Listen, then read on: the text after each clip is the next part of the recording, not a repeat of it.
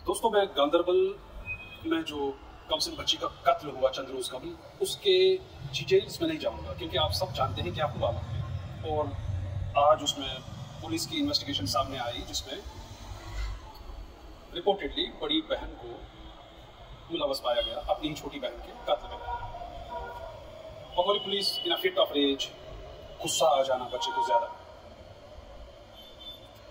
अगर हम इसी चीज की सोशियोलॉजी में जाएं तो लबोलुबाब इस पूरे मामले का इतना हो सकता है कि हम अपनी पेरेंटिंग में कहीं ना कहीं फेल हो गए। वालिदैन बाय वर्चू ऑफ बायोलॉजी होना एक बात, सही मानों में socially, culturally, ethically, morally, spiritually बच्चे की परवरिश करना अलग बात है। देयरफॉर मैं बार बार कहता आया हूं, जिस तरह ड्राइविंग करने के लिए ड्राइविंग सीखनी पड़ती है, ठीक उसी तरह बायोलॉजिकली पेरेंट बनने के बाद आप खुद ब खुद पेरेंट नहीं हो जाते। आपको पेरेंटिंग सीखनी पड़ेगी, तभी आप पेरेंट सही मानों में कहलाएंगे। और इसी चीज का फुकदान हमारे कश्मीर में, खुसूसन गांव देहात में, मैं जनरलाइज नहीं करूंगा, हो रहा है। इसी चीज का फुकदान है देखने को मिलता है। बच्चों को आप जो कहते हैं मत करो, वो ऐसा नहीं करते। आपकी बात को वो फॉलो नहीं करेंगे अगर आप खाली बाजू नसीहत करेंगे, बल्कि आप जो घर में खुद अपनी छाप छोड़ जाते हैं, बच्चे उसे कीनली ऑब्जर्व, नोट्स कर रहे होते हैं। अगर आप अपने घर में खुद चीखना चिल्लाना, उस चीज को आपने नॉर्मलाइज किया हुआ है, तो आपका बच्चा अपने आप में उस चीज को अडॉप्ट कर ही लेगा, भले ही आप उन्हें कितना ही बताएंगे आपको ऐसा नहीं करना चाहिए, क्योंकि आप ही उसके रोल मॉडल हैं एज अ पेरेंट। जिन घरों में भी गाली गलौज होता है, चीखना चिल्लाना होता है, आए दिन झगड़े होते हैं, वहीं पे तो बच्चे बिगड़ते हैं। और अगर किसी घर का माहौल ही कॉन्फ्लिक्टिंग है, तजाद में ही लगातार मुसलसल कोई घर रहता है, वहां पे जो बच्चे हैं उनके जहन में अपने आप में तजाद ही पनपेगा। देयरफॉर जो कुल मामला है, उस मामले के क्रिमिनलिटी में नहीं जा रहा हूं मैं आपसे इस बात पे बड़ा जोर दे रहा हूं कि अपनी पेरेंटिंग को इवैल्यूएट कीजिए, सेल्फ इवैल्यूएट कीजिए, क्रिटिकली इवैल्यूएट कीजिए। एज अ पेरेंट आप नाकाम हो रहे हैं या कामयाब हो रहे हैं?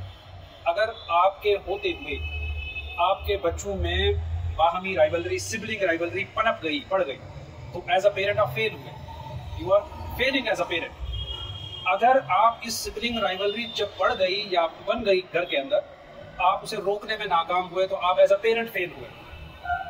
और कहीं कहीं सिबलिंग राइवलरी इस हद को भी पार कर जाएगी जो हो चुकी इन एक्चुअल सेंस कि कत्ल पे बात पहुंच जाए। ये एक लम्हा फिक्रिया, एक अलार्मिंग रियलिटी है आज हमारे सामने कि जब आप बच्चे को सोशलाइजेशन में फेल करते हैं, आप उसकी तरबियत में फेल हो जाते हैं। किस तरीके से वो बच्चा कोई ऐसा अलमनाक हादसा, कोई ऐसी गंभीर गलती कर बैठे कि आपको भी शर्मसार होना पड़े और पूरा इलाका शर्मसार हो जाए। ये सिर्फ एक घर की कहानी नहीं है। मैं आप सबसे कहूँगा, बहसते वालिदैन, अपने आप को पहले देखिए, एक सेल्फ इंट्रोस्पेक्शन मोड में जाइए और देखिए कि एज अ पेरेंट आप कहाँ फेल हो रहे हैं।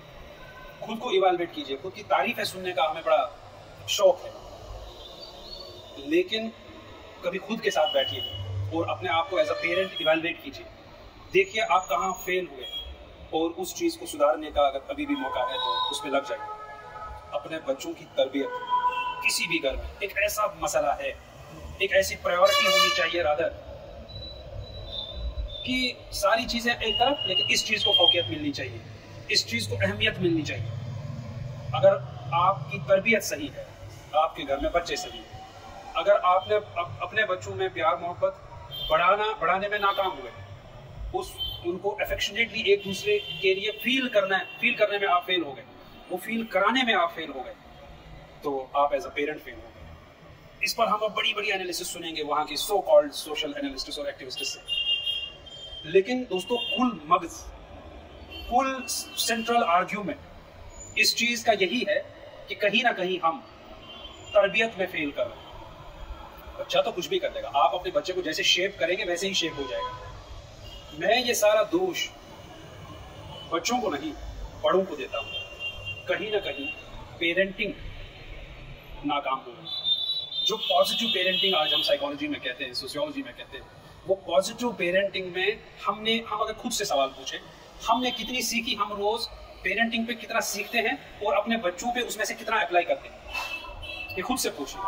सैकोरा गांदरबल का जो सानेहा है, जो कत्ल का मामला है, वो किसी बच्चे और बच्चे के बीच का नहीं है, वो तरबियत का फुकदान है, वो तरबियत का फेल्योर है, तरबियत हो नहीं पाई, पेरेंट्स फेल हो गए,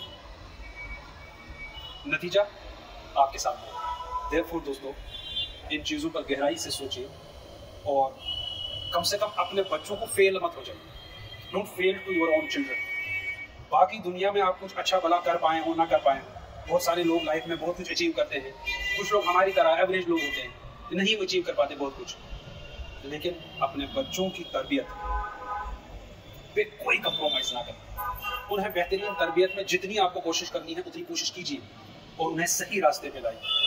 जो ethical, moral, spiritual, religious education है, इस्लामिक, कश्मीर में ज़्यादा पॉपुलेशन है इसलिए बता रहा हूँ शुरू से, उस पर कंप्रोमाइज़ ना कीजिए। बच्चे इथिक्स, वैल्यूज़, मॉरल्स सीखेंगे और आप खुद बच्चों के सामने चेंज हो जाएंगे। ये नहीं कि किसी का माँ बाप घर में झगड़ रहे हैं तो वो अपने आप में ही बच्चों को एक्सपेक्ट कर रहे हैं कि हमारे बच्चे को तीर मार देंगे। बिल्कुल नहीं मारेंगे, उन्हें नाकाम होना ही होना है। जिस घर में चीखना चिल्लाना है वहाँ के बच्चों को नाकाम होना ही होना है। जिस घर में बड़े लोग अच्छे तरीके से नहीं रहते हैं वहाँ के बच्चों के जहन के अंदर mental issues, mental health issues, depression, anxiety के इश्यूज पनपने हैं। लिहाजा पहले खुद बदल जाइए और अपने बच्चों की मेंटल स्टेट का, साइकोलॉजी का, पॉजिटिविटी का, अच्छी सोच का, उनके विजन बढ़ाने का, उस चीज़ पे पूरा सोचिए और उस पर कंप्रोमाइज ना कीजिए। यही मेरी इस्तदा है आज के इस सानिया को देखकर, क्योंकि हम कहाँ से कहाँ पहुँच गए और ये सारा दोष तरबियत को जाता है। बहुत बहुत शुक्रिया।